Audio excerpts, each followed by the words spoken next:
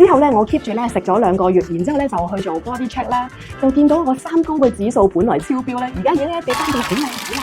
香港嘅天氣咧都係又熱啦又焗咁樣啊，咁我嗰時咧就開始覺得咧多咗啲頭痛啦，心口咧又有啲翳翳悶悶咁樣，有啲唔舒服啦。咁咧仲記得咧瞓醒嘅時候咧手腳有啲麻痹。終於我就的起心肝去做 body check， 發現咧原來係三高超標嘅問題啊！三高嘅指數啊去到7啊，低密度嘅壞指數啊都去到成4.5啊！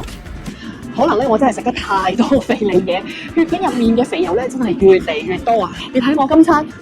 又食唔停啦。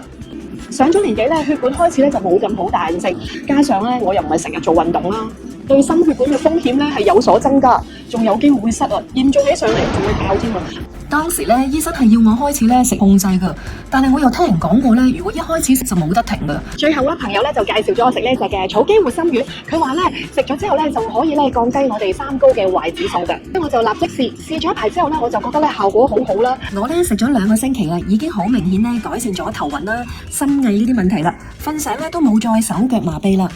之後咧，我 keep 住咧食咗2個月，然之後咧就去做 body check 啦，就見到我三高嘅指數本來超標咧，而家已經跌翻到好靚仔啦。睇翻我健康記錄啦，我三高嘅總指數咧已經去翻4.96啦，低密度嘅壞指數咧亦都去翻2.57啦。升級版咧有大學實證咧有效咁樣去保護心血管，仲有咧超過100位醫護推薦添啊！而且新配方入面嘅3-7丹參仲係黃金比例1:1，大學證實呢一個比例嘅成分有效通血管。呢個嘅產品咧係有助穩定我哋嘅膽固醇啦、血壓同埋血糖。